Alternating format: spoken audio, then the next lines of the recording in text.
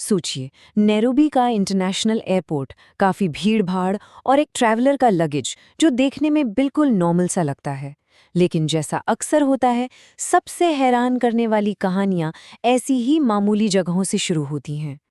तो जब ये लगेज सिक्योरिटी चेक से गुजरता है, तो ऑफिसर्स को कुछ ऐसा मिलता है जिसका किसी ने सोचा भी नहीं था।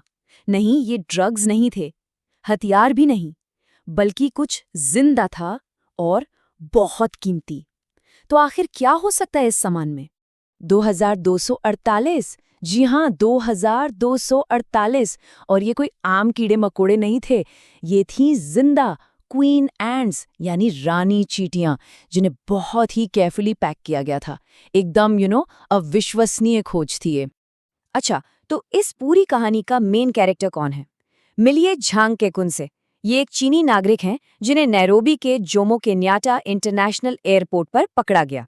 बस अपने फ्लाइट पकड़ने ही वाले थे चीन के लिए, और तभी ये पकड़े गए। लेकिन अब सबसे बड़ा सवाल, चींटियों की स्मगलिंग? मतलब कोई भला चींटियों की तस्करी क्यों ही करेगा?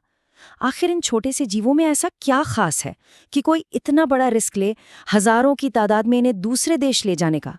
ओके, तो चलिए इसको थोड़ा समझते हैं। देखिए, ये कोई ऐसी वैसी चींटियां नहीं हैं। इनका साइंटिफिक नाम है मेसरसेफेलोट्स, जिसे हम जायंट अफ्रीकन हार्वेस्टर एंट बी कहते हैं। और इनकी डिमांड खासकर यूरोप और एशिया के एग्जॉटिक पेट मार्केट में बहुत बहुत ज्यादा है। तो इन रानी चींटियों का ना एक पूरा अजीब सा छिपा हुआ मार्केट है। यूरोप और एशिया में कलेक्टर्स हैं, शौकीन लोग हैं जो इन्हें पेट्स की तरह रखते हैं। कुछ लोगों के लिए ये बस एक हॉबी है, एक शौक। और ये एग्जॉटिक पेट्स की जो बढ़ती हुई डिमांड है ना, ये उसी का एक हिस्सा है। और हाँ, सबसे जरूरी बात, इंटरनेशनल लॉज के हिसाब से इनका ट्रेड हाईली रेगुलेटेड है, यानी कि ये काम पूरी तरह से इलीगल है।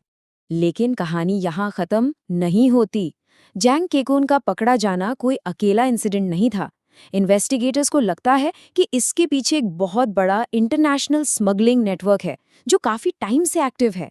इस पूरी चीज की शुरुआत होती है मई 2023 से। तब एक ऐसे ही स्मगलिंग रिंग का पर्दाफाश हुआ था और 4 लोग अरेस्ट हुए थे। पता चला कि उस गैंग का मास्टरमाइंड कथित तौर पर जैंग केकुन ही था, लेकिन वो उस वक्त एक दूसरे पासपोर्ट पर केन्या से निकल भागा। और अब जैसे ही वो नैरोबी वापस आया, धर लिया गया। और तस्करी का तरीका कितना शातिर था, वो प्रोसिक्यूटर एलन मुलामा के इस बयान से साफ होता है। उन्होंने बताया, उनके पर्सनल लगेज में 1948 चींटियां खास टेस्ट ट्यूब्स में पैक की हुई मिली और 300 जिंदा चींटियां टिश्यू पेपर के 3 रोल्स में छुपाई गई थीं। सोच सकते हैं कितनी प्लानिंग से ये काम हो रहा था। अगर हम मई 2023 वाले उस पहले केस की बात करें तो उसमें 2 बेल्जियम, 1 वियतनामी और 1 केन्याई नागरिक पकड़े गए थे। उन पर भी हजारों रानी चींटियों की स्मगलिंग का इल्जाम था। उन सब ने अपना जुर्म मान लिया और उन्हें सजा हुई लगभग $7,700 का फाइन या फिर 1 साल की जेल। ये इस तरह का पहला लीगल केस था वहां। तो इससे साफ है कि ये मामला सिर्फ कुछ कीड़ों की चोरी का नहीं था।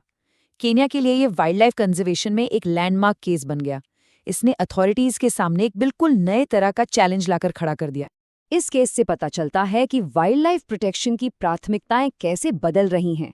हमेशा से केन्या वाइल्ड लाइफ सर्विस का फोकस शेर, हाथी जैसे बड़े बड़े फेमस जानवरों को बचाने पर रहा है, लेकिन अब एक नई प्राथमिकता सामने आई है, कीड़ों की तस्करी रोकना।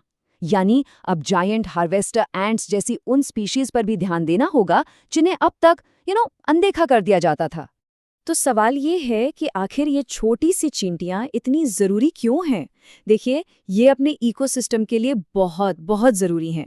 ये मिट्टी में हवा पहुंचाती हैं, उसे उपजाऊ बनाती हैं, बीजों को इधर से उधर फैलाती हैं। अब सोचिए, अगर इन्हें हजारों की संख्या में इनके नेचुरल घर से निकाल दिया जाए तो क्या होगा? वहां की मिट्टी की सेहत खराब हो सकती है, और जब ऐसा होता है तो वहां की पूरी बायोडाइवर्सिटी यानी जीव जंतुओं और पेड़ पौधों की विविधता, उस पर बहुत बुरा असर पड़ता है। हर छोटा जीव इकोसिस्टम की एक जरूरी कड़ी होता है ना? और ये पूरी कहानी हमें एक बड़े सवाल पर लाकर खड़ा करती है। इन जायंट हार्वेस्टर एंट्स की तरह ऐसी और कितनी ही अनदेखी प्रजातियां होंगी जिन पर हमारा ध्यान नहीं जाता, लेकिन वो हमारी दुनिया के संतुलन के लिए बहुत जरूरी हैं। ये सोचने वाली बात है, नहीं?